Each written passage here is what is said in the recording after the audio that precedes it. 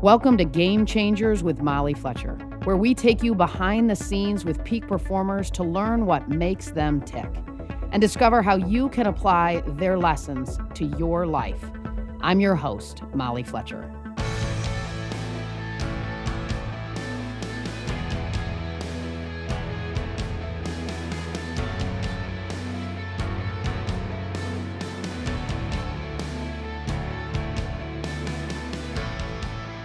What do you think of when you hear the term personal brand? Maybe you think about a social media influencer with millions of followers or a famous celebrity. But we all have a personal brand, and it boils down to reputation. People want to do business with people they know, people they like, and people they trust. What do people think about when they think about you? Today's guest, AJ Vaden, is the CEO and co-founder of Brand Builders Group and one of the world's leading experts in personal brand strategy. Over the last 15 years, she has helped create, launch, and grow several multi-million-dollar businesses from startup to 7 to 8 figures in annual revenue. Along with her company, Brand Builders Group, AJ has been featured in Success Magazine, Fast Company, and Good Morning America. She is the co-host of the influential Personal Brand podcast and was recently named as one of the top 5 personal branding speakers. In our conversation today, we dig into why you need a personal brand, how to build it, and the common mistakes to avoid. And if you want to get free access to the Trends in Personal Branding national research study that Brand Builders just released, you can go to bit.ly/study-game changers. All right, let's jump in. Here's my conversation with AJ Vaden.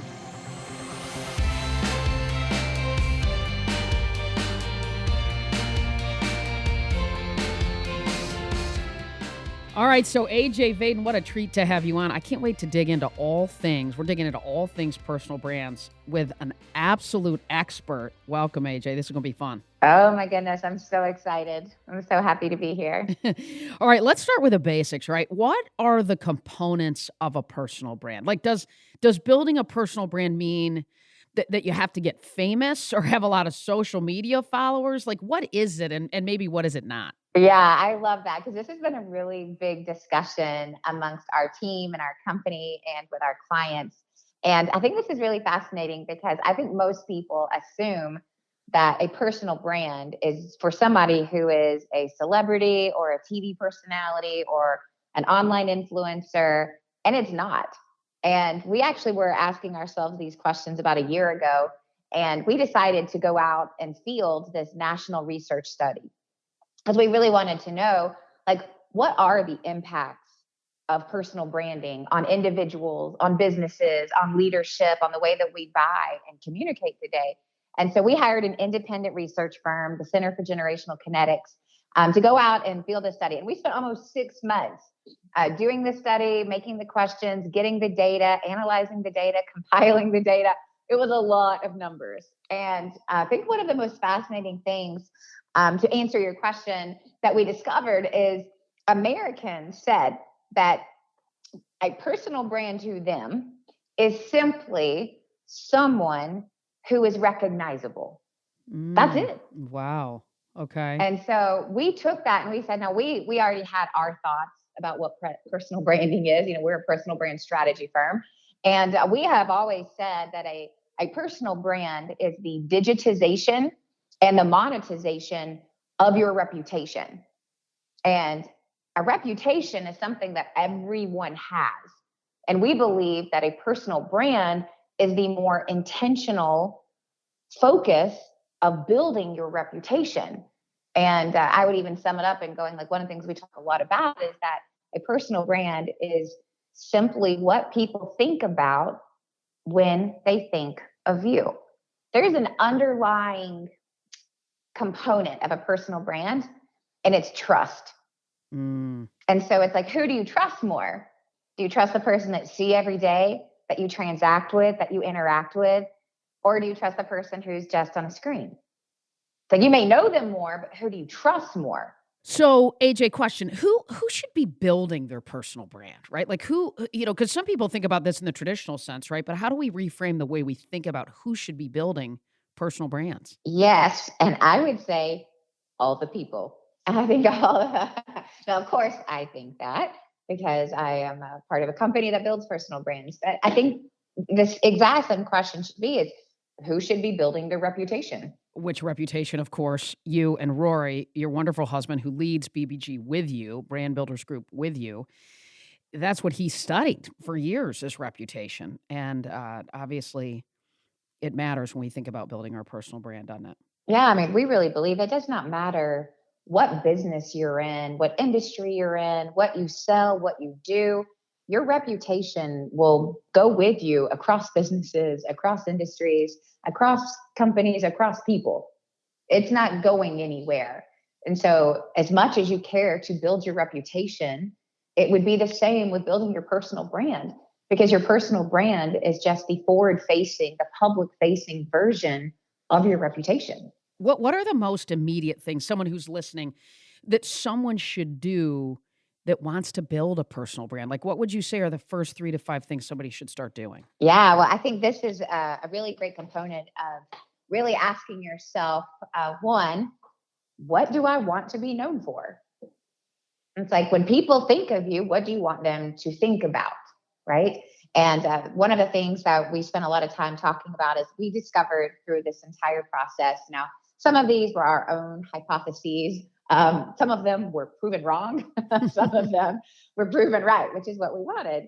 And one of the things we really discovered is that one, we strongly believe that personal branding is the future of marketing, without a doubt. Right? It's the majority of Gen Z say that personal branding is not a popularity game. It's not a thing of vanity, but it is a critical and essential part of doing business for today, not in the future. This is for today. Then it's like we also believe that personal branding is extremely profitable. In fact, 82% of Americans say that companies are more influential and effective if their founders, leaders, or executives have an established personal brand. In other words, I know you, I like you, and I trust you.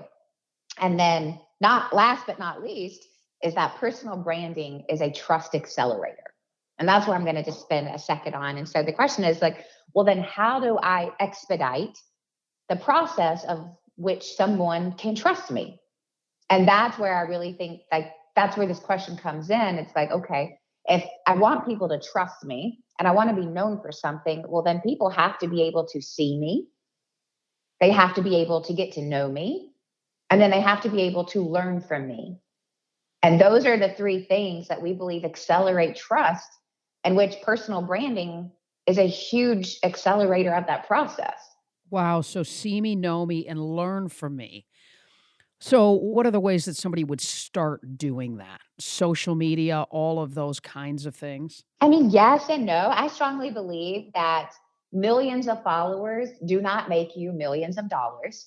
That's not all how it works. I believe that there's a digital component of personal branding, but there's an offline too. It's like, and if you just say, like, yes, there's an online, it's like, maybe I should start a podcast.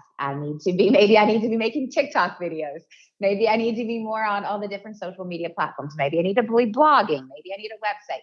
Those things are all potentially true. But there's an offline component as well of, do the people around me even know what I stand for? Do I even know what I stand for?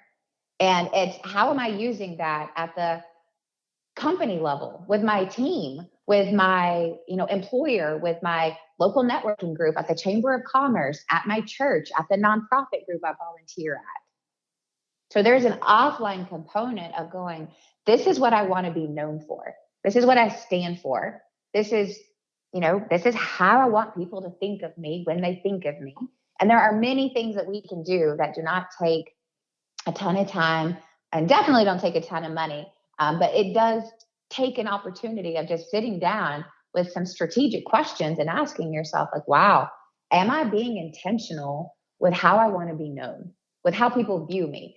Am I brave enough to actually answer these questions? Am I brave enough to share them in the public? So there's an offline component and also an online. But one of the things that I have found when it comes to social media, since you brought it up, that I think is really amazing is like one of the things that we found in our study is that it was something like 75% of millennials said that companies that promote, or individuals, but companies or individuals that promote content and ideas are way more influential than those that just promote products and services.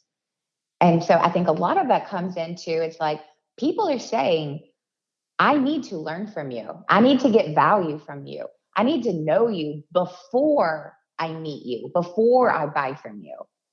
And so there's an expectation of trust needs to be happening way before the transaction does. That is so interesting because to me, I mean, I believe in that so much, right? In other words, I'm almost hearing you say, how do you make sure that you add value, that you give, that you serve? And then maybe down the road, there's something that somebody wants to buy from you. Maybe it's a product, but it sounds like you start with content by adding value, whether it's content, whatever it might be. Then there's an opportunity for potentially a transaction. Absolutely. And I would consider a transaction employment as well. All right. Sure. This is for someone who's like, hey, I'm going to give you 60% of my waking hours in my life, because that's how much time we spend at work, 60% of our life. I bet friggin' like you and trust you. Right. I better. But it's also what's going to make me stay with you. We hear this all the time is people don't leave companies. People leave people. So what are you doing to build trust within the organization? I think this is also how you get promoted, how you get recruited. It's because you're known for something and people hear about you way before they ever meet you. We've all heard that saying, your reputation precedes you. This is a proactive approach of making sure that happens. We live in a world, right, where people love to measure. Data is powerful. How do we measure whether we have a strong personal brand or not? Or as we embark on this journey, how do we measure how we're doing? Yeah, I think that's great. I think, and that is different for every single person. And I could go on a tangent on this one, Molly. So you have to rein me in, because here's what I think. I think the challenge for all of us is that we measure ourselves against other people. Comparison diminishes the power of your story. It is the thing that destroys us. It is a thing that makes us think our story, our talents, our gifts aren't good enough. And so I would say it's like, don't look around and don't measure yourself against other people. I would say you have to know internally, like, what is success for me? And forget what success is for anyone else. And it's like when we measure, it's like, how are we doing for ourselves? It would be like, am I on track to hit the objectives that I set out to hit? Yes or no? That is success to you, right? We have some of the clients that we work with. This is not the majority, but we have some who literally come to us and they're like, I have zero ambition to make money with my personal brand. I have made all the money I care to make. I really just want to do this for impact. And then they start doing it. And a year in, they're like frustrated and annoyed that they're only getting 14 or 20 or 25 likes, comments, or engagement. And I constantly have to remind them, I said, person X, no names here, person X, if you knew that you changed the life of one person, would that make you happy? And the answer is almost always, well, of course.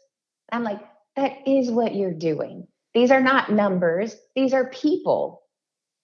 And I think we get caught up in measuring like, well, how many follows did we get and how many subscribers and how many shares? And that's just not what it's about always. So in some ways, am I hearing you say you would measure it by the feedback that you're getting from the lives that you're changing in part? I absolutely would. Now it's like at some point, yes, dollars and cents. And we all need to make money. But how much money is very different for each person, right? Perhaps you want to make $1 million this year. The next person wants to make 100,000. The next makes 10. Which one is successful? They're all successful. What would you say have you, in your experience, seen as some of the biggest mistakes, right, that we see people make or that you've seen people make on this journey? Do you want 1 or 100? How many do you want? I'll start with 1. Top 5, man. Give me your top 5. The first one is it's all business, no personal. Nobody wants that. They want to know who you are. I strongly believe that people care way more about who you are than what you do. And a great example is we got on the phone today and we started talking, and you did not mention anything about my content. Which I love. But what did you mention? Your little miracles, your 2 little miracles, your kids, who I love. They're so yummy. They're my 2 little humans, and their ice cream and their cupcakes and their Halloween outfits. People want the human side of you. That's what's fascinating. That's what's endearing. That's what's humanizing. I don't have anyone call me and be like, "Oh my gosh, I just loved that quote." I get lots of people saying, "I loved that video of you and Rory, or me and my kids." And so that's the first mistake: is people make it all business, and people really don't care about business as much as they do about who you are. So that's the first. The second is they don't do it consistently. And it's a struggle for all of us. You start doing something, you don't get what you want, and so you think it's not working. It's like, no, it's like if I went to the gym one time and I didn't have a 6-pack, that it's the same correlation here. It's the exact same problem. We actually have a client who's a dear friend of mine too, and his name is Ian, and I don't mind sharing his name, but he started posting on LinkedIn 2 years ago, a video a week. Right? He follows our process. He's just very consistent. And for a year, he was getting 8, 20, 50 views, not very many. And he just said, I'm going to trust you. I'm just going to keep doing it. I'm just going to keep doing it. Last month, he was named the LinkedIn Sales Influencer of the Year. Wow. It is him and an iPhone. That's it. But it is great content that he consistently produces all the time. And he did it for a long time. So people don't do it consistently. They're sporadic. They don't know what to get. Third thing is you talk about too many things, too many topics, too many ideas, too many businesses. You're just a splattering of stuff. And we don't know what to come to you for. Mm-hmm. It's like, I need to know what I'm going to get when I come to you. Mm-hmm. You confuse, you lose, as our friend Donald Miller says. Yeah, absolutely. It's like, and you got to make it really clear. Like, I'm going to tell my audience, like, if you want to get to know me as a human being, like if you want to know me as a mom and a wife and a believer and somebody who loves cooking and hiking and laying by the pool, like come follow me on Instagram and you're going to get a good taste of it. But you're not going to get a lot of content there, right? I'm going to just sprinkle it in. But if you want to come learn from me about entrepreneurship, leadership, sales, personal branding, like hit me up on LinkedIn and I'll inundate you. But you're not going to learn about me as a person, right? But I have to be very clear of this is what you're going to get from me, and this is where you're going to get it. And then I got to stay in my lane to some degree.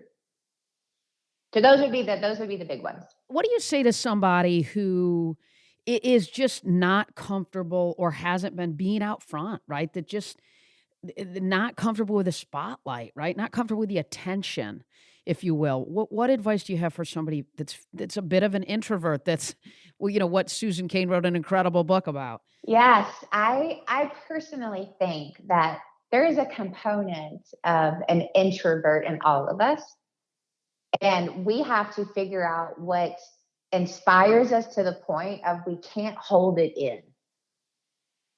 And I think that's where it's lacking for the person who's going, well, I just don't want to be in the spotlight. Well, whatever it is that you're talking about isn't big enough then. But I just strongly believe to my core that there is something within all of us that we do have that level of conviction for. That it's like, I'm going to get over myself. I'm going to get over my fears because this is that important to me. And that doesn't mean we all know what it is. And that doesn't mean we've all found it.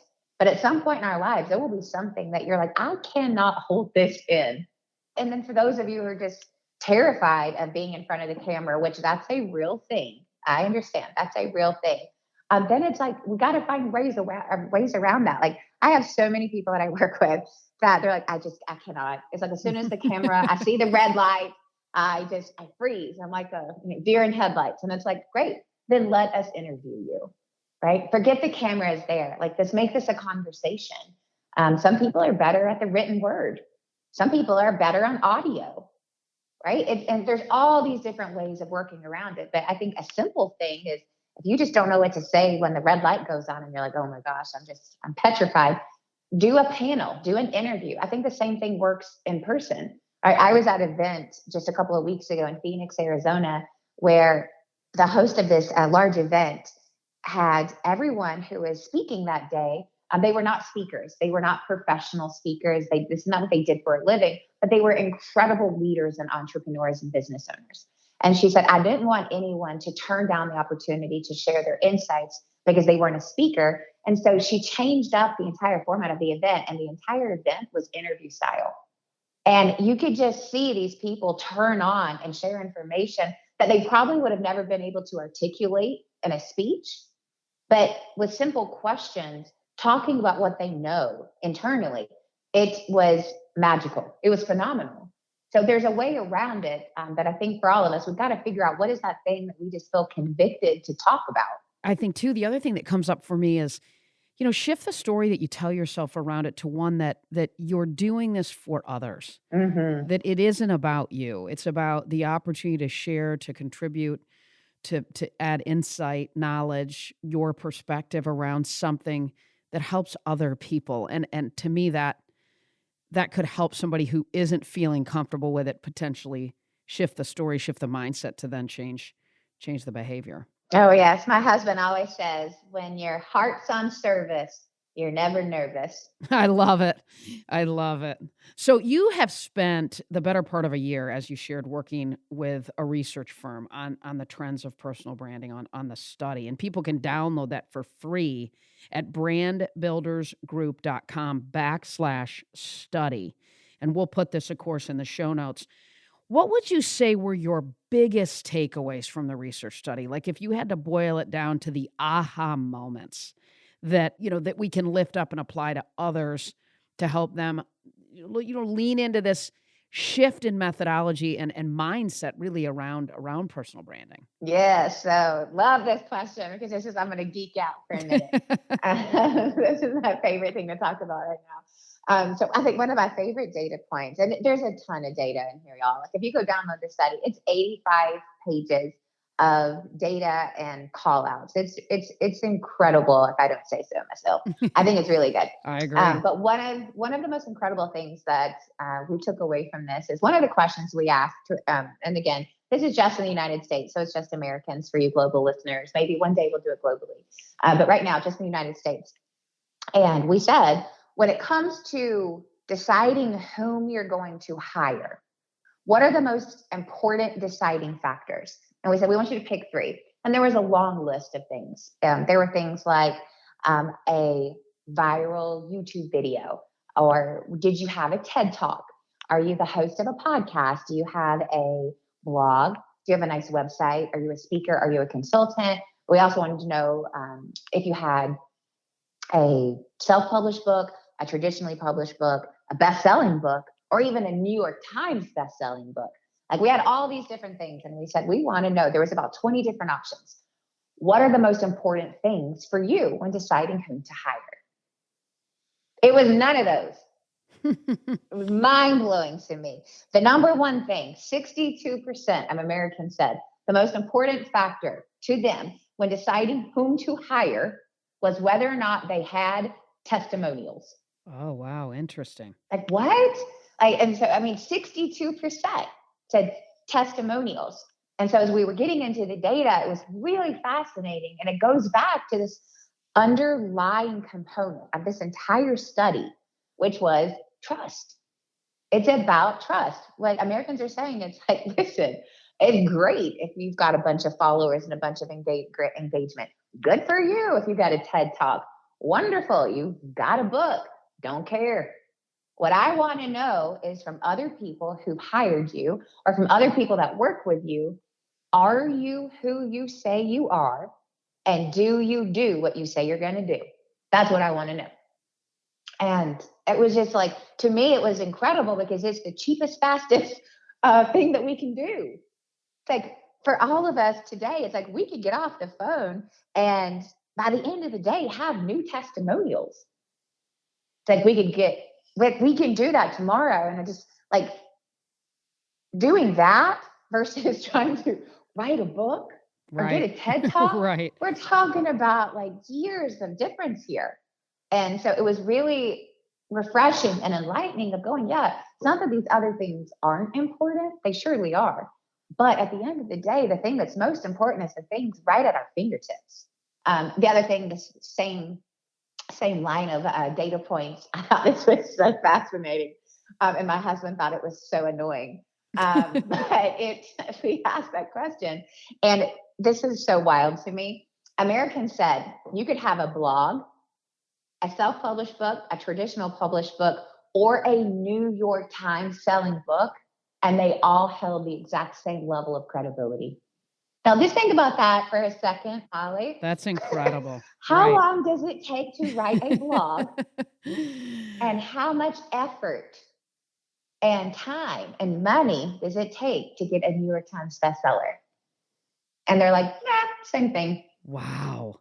Wow. So that to me was just fascinating of going, where do we really consider when we're going to spend our money? What do we consider are the most important things? The second big thing I thought that was really interesting was this conversation around titles. And I don't talk about this data point a lot. Sometimes it just doesn't make its way to conversation, but we wanted to know, same kind of thing. It's like, what titles hold the most credibility to Americans right now? And again, there were options, and we were like, pick the top one. And they were things like host, coach, trainer, speaker, all these things. And so here are the top three. The top three titles that hold the most credibility were CEO, founder, and expert. The bottom of the barrel, at the very, very bottom, was host, trainer, and coach. So again, I think it's so interesting. And I think also it just tells us it's like, I think there's just a lot of titles that are overused. And this is what people are going is, again, if you're an expert, I'm going to be more likely to trust you. If you have founded something, if you're the CEO for something, it carries a certain amount of background that you've actually done it, that you just don't teach other people how to do it. Again, it goes back to this trust level. 74% of Americans said they are more likely to trust someone who has an established personal brand. And I think that means a lot, not just for purchasing decisions, but for anything. Right? Just in general, it's like, if I know who you are, it's more likely that I'm going to align with you. If I know your values, if you're open with them, I can determine way before I ever meet you if we're on the same page.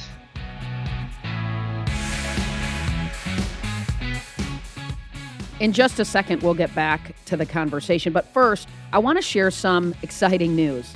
My new TED Talk is out now, and it's all about the secrets to a champion mindset.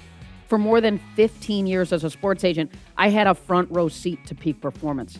What was the difference between those who maximize their potential and those who don't? You think it's talent, but it's really drive.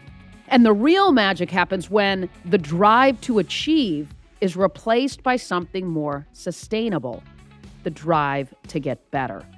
The best know this, that the view from the summit is nice, but it's the climb that makes it all worthwhile. Check it out. Watch it now at mollyfletcher.com/TED Talk.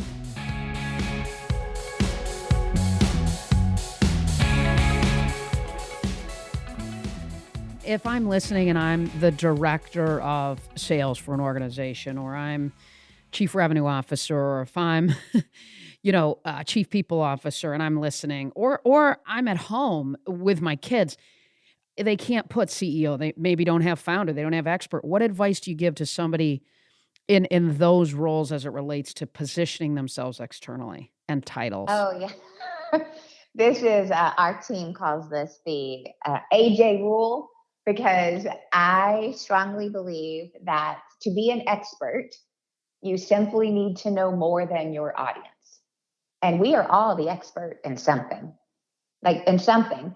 I believe it's, again, comparison that diminishes our ability to see our own expertise, right? You don't have to have a PhD in something to be an expert in it. If you've done it a million times, you are probably an expert in it. So what are those things for you, right? I did not go to college for sales, but I am one of the dead-gum best salespeople out there. Right? I am really good, but I didn't get an academic, you know, degree in that, but I sure did get it trial and error for a lot of years. So it's like, I would absolutely consider myself an expert in sales. And you probably wouldn't even know about that reading my bio or anything about me, but it's like, I know that up, down, and all around because I've done it for so long, so many times.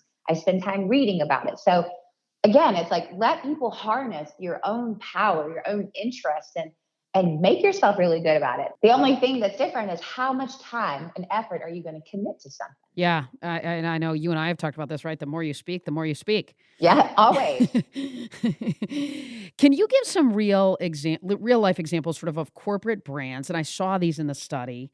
Can you give some real life examples of corporate brands who have successfully leveraged personal brands? Yes, I'll use the example of Victoria's Secret because, however you feel about them, they're still a monster in the market, and they're doing something of just enormous magnitude. So earlier this year, they launched one of the largest corporate rebrands in recent history, and they have been losing market share consistently for the last 10 years. Even though they still have majority market share, they've been losing it to all these new brands coming up like True and all these online things, Third Love. And so they shifted earlier this year and they eradicated the angels. Like the angels of Victoria's Secret no longer exist. And instead, they went out and they hunted very different and unique women who already had a very trusted, loyal following. But they were really looking for is that women that were known for their accomplishments, not their measurements. And they brought these women together, and you've got people like Priyanka Jonas, right? Who's, in addition to being an actress, is also a tech investor, right? She's also a great entrepreneur. You've got photographic journalists. You have Olympic skiers. You've got Megan Rapinoe, the soccer player. You've got activists. You have all different types of women who already had very large established followings and very established personal brands. Those women are now the faces of Victoria's Secret, but they're also on a board of helping shift and make decisions about how we need to reshape the image of Victoria's Secrets. So Victoria's Secret did not go, we're going to double down on more corporate marketing and corporate branding. They're going, that ain't working. So why are we doing it? They're going to instead, we're going to borrow the audiences of the women that we know have the market that we want. So we're going to take those faces, we're going to put them on top of our company, and then we're going to get access to these audiences. And I think this is amazing. It's like, just take Priyanka Jonas alone. She's got 3 times the digital following that the entire Victoria's Secret brand does. Wow. So you think about those, and it's like companies are going, we know that people follow people more than companies. If you look at the top 10 online personalities, right? You just take Instagram, for example. You look at the top 10, 8 of 10 are people. Only 2 are companies, right? And so it's just leveraging what people are interested in. And there's always going to be more of a human element to that. So that's an entire company that's leveraging different types of personal brands. But then you've got the example of really putting the founder, the owner, the executive, the leader out in front. And I think a great example of that is Spanx with Sarah Blakely. I'm a huge Sarah Blakely fan for a few different reasons. But I think the biggest one is because she still owns 100% of her business. And she talks about that. And she teaches female empowerment and leadership and entrepreneurship. But she's very clear about, like, this is what happened. And this is how I'm going to run this company. And like, Spanx costs more than Commando. Like, I could go do all the things, but it's like, I'm going to spend more money on Spanx because I'm like, dang it, Sarah Blakely, I want more people like you in charge of companies like this. So I'm going to spend more money. I'm going to buy your expensive panties. And I'm going to do it because I believe in her. I don't know Sarah Blakely. She's not my best friend. I don't have her on speed dial. And I was like, this is a person from afar going, I want more of that. I want to buy from companies who stand for that.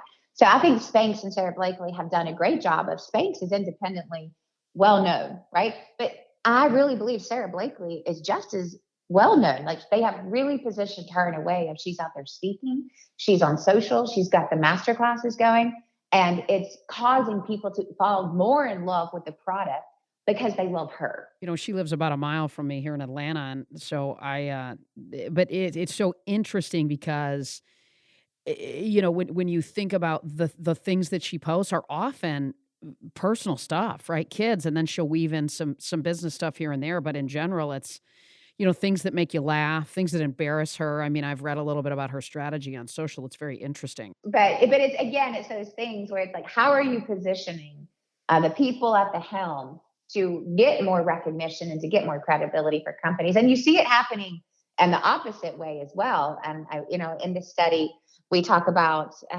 Cristiano Ronaldo and Coca-Cola. And I don't know if anyone in your audience are soccer fans. I am Pee-wee soccer fans. My two children just started playing toddler soccer. So I do not know all the things. I know just enough to sound like I know what I'm talking about. But Cristiano Ronaldo is the number one user on Instagram worldwide. He's got more than 500 million followers. That's more people that live in the United States, right? That's just for context, right? 500 million followers. And earlier this year at the Euro conference, he was at a press conference and he sat down and in front of him were 2 bottles of Coca-Cola, right? It was a 60-minute press conference. He sat down and he is known on his digital platforms of being a health nut, right? Hardcore disciplined on wellness, fitness, nutrition, all the things. He sits down, he sees these 2 Cokes. He doesn't say anything. He just moves them out of the way and puts a bottle of water in front of him. Dasani? Yes, it was still Coca-Cola well brand, done, but puts it right there. And Coca-Cola stock dropped $4 billion with a B in 60 minutes. Wow. And so it's like, we don't just see personal brands shifting the way that we trust and purchase. It's like, you see them shifting the stock market. You see them shifting currencies. Like Elon Musk is the other example that we talk about with Bitcoin.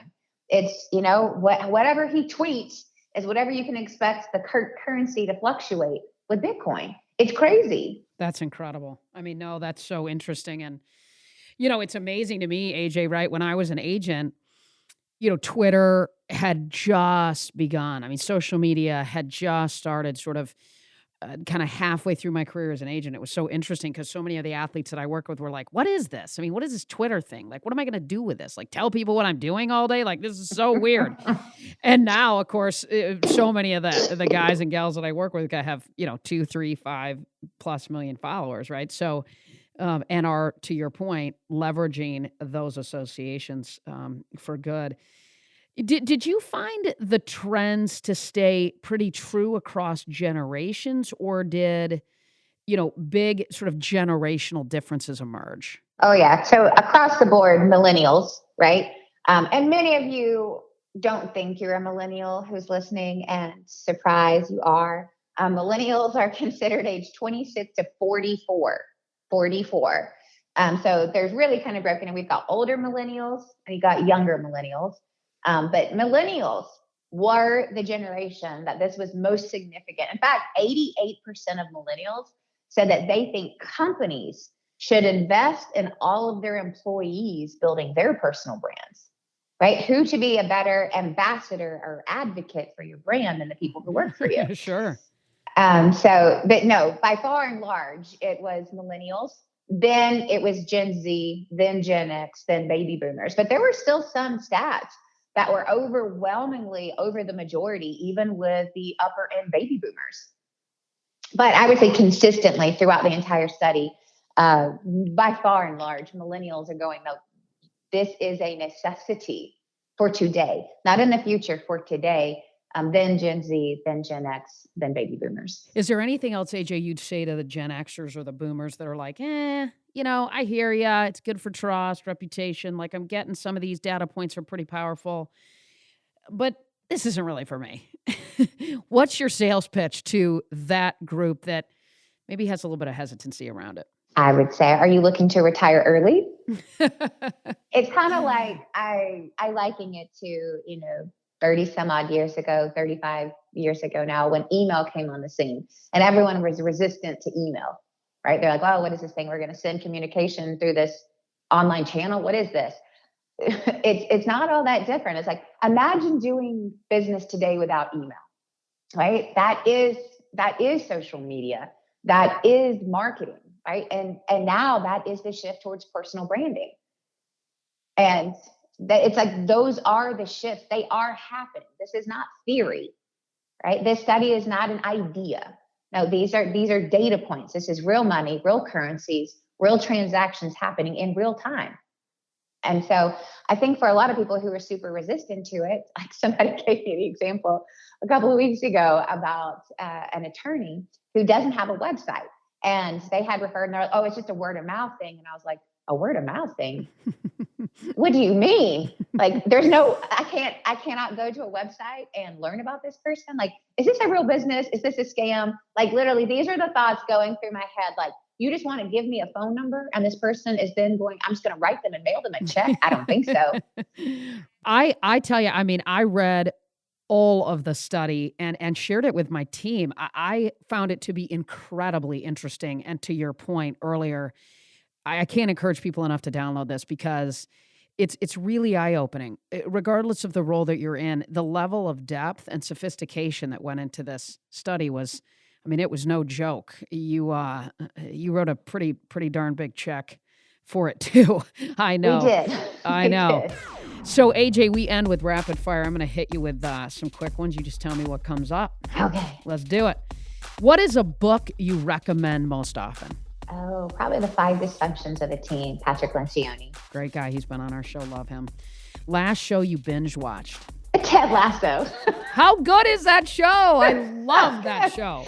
Oh, he's my TV hero. Oh my, I have no interest in fiction. Zero. I do not watch television, and I can't stop watching that show. It's so good. So good. Oh, I love him. What's a personal brand that inspires you? J-Lo. J-Lo, got it. Cool. Best piece of branding advice? I would say that your comfort is what holds you back from your calling. Good stuff. There's another AJ-ism right there. Anything that you're reading right now or watching or listening to that folks might find interesting?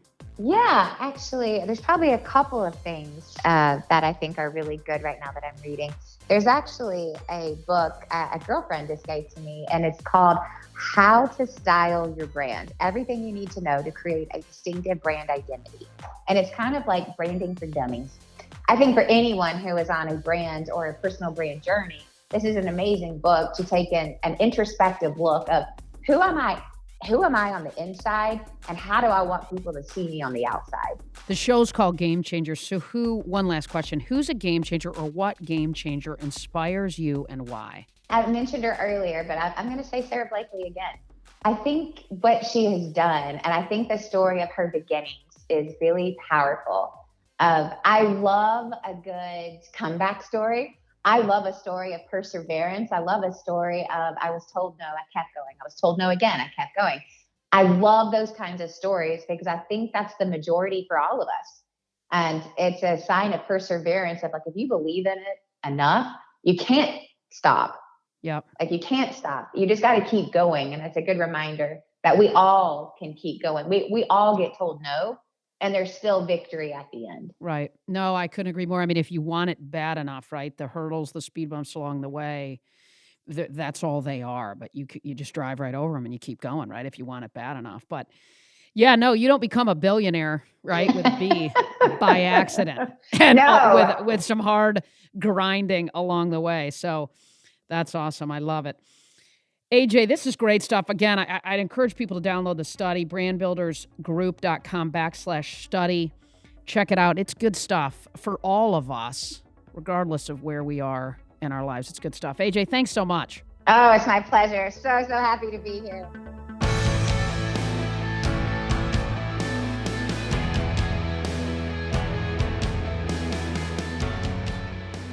Here are a few of my favorite takeaways from my conversation with AJ. Number one, your personal brand is your reputation. I love how they think about this, how AJ and the Brand Builders team talks about this. I like how AJ talks about personal brand as being intentional about the reputation you build, right? At some level, this brings, substance to what at some level feels not so substantive, right? Personal brand. This brings substance to it. We all have a reputation, and I would argue it is one of our most important sort of assets. What do you want people to think of when they think of you? Number two, personal branding accelerates trust. Trust guides almost every single decision we make. Thinking about it from a leadership perspective, people view companies as more influential if their leaders have a personal brand they know and they follow. Number three, personal branding, it's part of doing business, right? Like for me, as a 50-year-old, I got to tell you, right? Like this is new. But here's the thing, personal branding, it's part of doing business. Personal brand isn't just, for the online influencer or celebrity. It's for individuals, leaders, business owners. It's for you, right? People, particularly millennials and Gen Zs, they place a huge emphasis on personal branding when it comes to what they buy, where they work, who they listen to, who they recommend, and who they hire. Personal branding is part of doing business. What a conversation, AJ. Great stuff.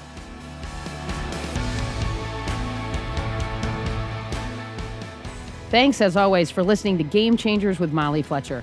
If you like the show, be sure to subscribe on Apple Podcasts. There you can listen to previous episodes and leave us a review, which helps other people find out about the show. This episode was edited and sound designed by the team at Sound On Studios. You can find out more about their work at soundonsoundoff.com. Check it out. For more about me, visit mollyfletcher.com. Until next time, stay curious and be bold.